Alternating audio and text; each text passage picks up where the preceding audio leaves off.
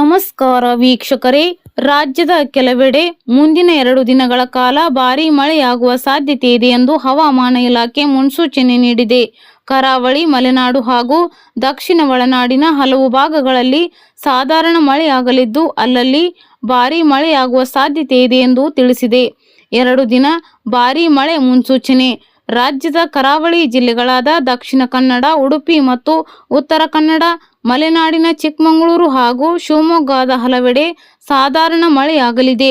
ಆದರೆ ಜೂನ್ 21ರಿಂದ ಈ ಭಾಗಗಳಲ್ಲಿ ಭಾರೀ ಮಳೆಯಾಗುವ ಸಾಧ್ಯತೆ ಇದೆ. ಈ ಅವಧಿಯಲ್ಲಿ ಸಮುದ್ರ ತೀರದಲ್ಲಿ ಗಾಳಿಯ ವೇಗ ಎಂದಿಗಿಂತ ಹೆಚ್ಚಿರಲಿದೆ. ಆದ್ದರಿಂದ ಮೀನುಗಾರರಿಗೆ ಎಚ್ಚರಿಕೆಯಿಂದ ಇರುವಂತೆ ಮುನ್ಸೂಚನೆ ನೀಡಿದೆ. ಯೆಲ್ಲೋ ಅಲರ್ಟ್ ಘೋಷಣೆ.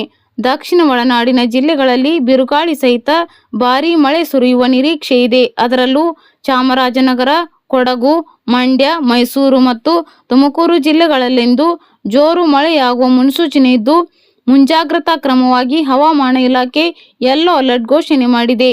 ಈ ಜಿಲ್ಲೆಗಳ ಕೆಲವು ಭಾಗಗಳಲ್ಲಿ ಗುಡುಗು ಮತ್ತು ಬಿರುಗಾಳಿ ಸಹಿತ ಧಾರಾಕಾರ ಮಳೆಯಾಗುವ ಮುನ್ಸೂಚನೆ ಇದ್ದು, ಜನಜೀವನಕ್ಕೆ ಸ್ವಲ್ಪ ಮಟ್ಟಿಗೆ ಅಡ್ಡಿಯಾಗಬಹುದು. ಉಳಿದ ಜಿಲ್ಲೆಗಳಲ್ಲಿ ಹಗುರದಿಂದ ಸಾಧಾರಣ ಮಳೆಯಾಗುವ ಸಾಧ್ಯತೆ ಇದೆ. ಉತ್ತರ ಒಳನಾಡಿನ ಬೀದರ್, ಕಲಬುರಗಿ, ಯಾದಗಿರಿ, ರಾಯಚೂರು ಮತ್ತು ಕೊಪ್ಪಳ ಜಿಲ್ಲೆಗಳ ಒಂದೆರಡು ಕಡೆಗಳಲ್ಲಿ ಗಂಟೆಗೆ 40ರಿಂದ 50 ಕಿಲೋಮೀಟರ್ ವೇಗದಲ್ಲಿ ಬಲವಾದ ಗಾಳಿ ಬೀಸಲಿದೆ. ಜೊತೆಗೆ ಗುಡುಗು, ಮಿಂಚು ಸಹಿತ ಸಾಧಾರಣ ಮಳೆಯಾಗುವ ಸಾಧ್ಯತೆ ಇದೆ ಎಂದು ಮುನ್ಸೂಚನೆ ನೀಡಿದೆ.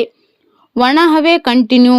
ಉಳಿದಂತೆ ಧಾರವಾಡ, ಗದಗ, ಹಾವೇರಿ, ಬಾಗಲಕೋಟೆ, ಬೆಳಗಾವಿ ಮತ್ತು ವಿಜಯಪುರ ಜಿಲ್ಲೆಗಳಲ್ಲಿ ಒಣ ಹವೆ ಇರಲಿದ್ದು, ಕೆಲವು ಕಡೆಗಳಲ್ಲಿ ಮಾತ್ರ ಹಗುರವಾದ ತುಂತುರು ಮಳೆ ಬೀಳಬಹುದು ಎಂದು ತಿಳಿಸಿದೆ.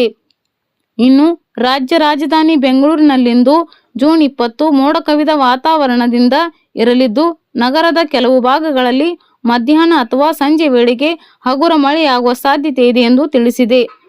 ಬೆಂಗಳೂರಿನ ಹವಾಮಾನ ವರದಿ. ಮತ್ತೊಂದೆಡೆ ಬೆಂಗಳೂರಿನಲ್ಲಿಂದು ಗರಿಷ್ಠ ತಾಪಮಾನವು 29ರಿಂದ 30 ಡಿಗ್ರಿ ಸೆಲ್ಸಿಯಸ್ ವರೆಗೆ ಇರಲಿದ್ದು, ಕನಿಷ್ಠ ತಾಪಮಾನವು 21ರಿಂದ 22 ಡಿಗ್ರಿ ಸೆಲ್ಸಿಯಸ್ನಷ್ಟು ದಾಖಲಾಗುವ ಸಾಧ್ಯತೆ ಇದೆ. ಹಗಲಿನ ವೇಳೆಯಲ್ಲಿ ಮಳೆಯಾಗುವ ಸಾಧ್ಯತೆ 40%ರಷ್ಟಿದ್ದರೆ, ಸಂಜೆ ಅಥವಾ ರಾತ್ರಿ ವೇಳೆ ಇದು 65%ಕ್ಕೆ ಏರಿಕೆಯಾಗಲಿದೆ ಎಂದು ಹವಾಮಾನ ಇಲಾಖೆ ಮುನ್ಸೂಚನೆ ನೀಡಿದೆ.